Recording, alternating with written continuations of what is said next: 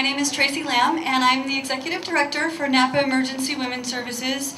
And it is my deep honor to welcome everyone here tonight for this, our 12th annual Candlelight Vigil in honor of Family Violence Prevention Month in October.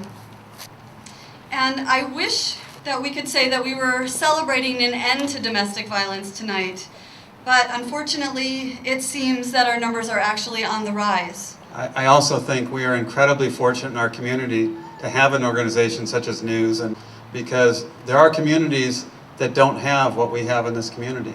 But one of the powers that these men have over the women is that you're going to have no place to go, you're going to have nowhere to sleep, no one's going to put food on the table for you, and News does all those things and helps these folks get back on their feet. Very often I'm meeting with victims that have a slew of issues that are far beyond what it is that I'm dealing with. I regularly refer them to News and to Victim Witness to essentially meet those needs, because if those needs aren't met, I'm not going to be able to go forward in court.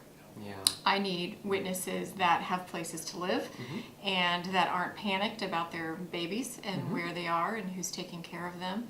So they provide shelter and transportation and funding and all of those basic services, so that when I am interacting with the victims in these matters, I know that they are well taken care of, far beyond what I can offer them. Yeah.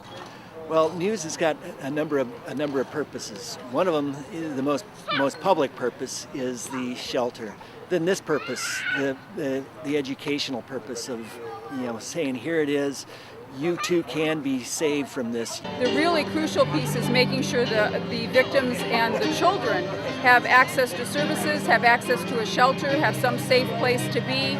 And so for us, News is one of the more important agencies that we work with. So you've seen how their services have really helped them.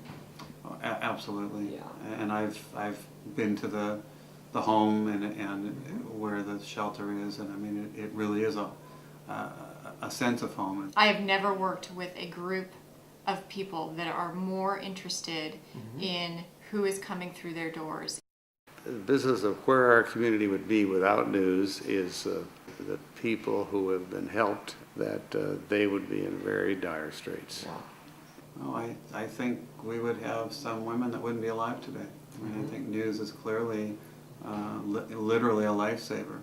Without having News, we would have no place for the victims and the children to get services. If we didn't have those services available, I think women would be less likely to report.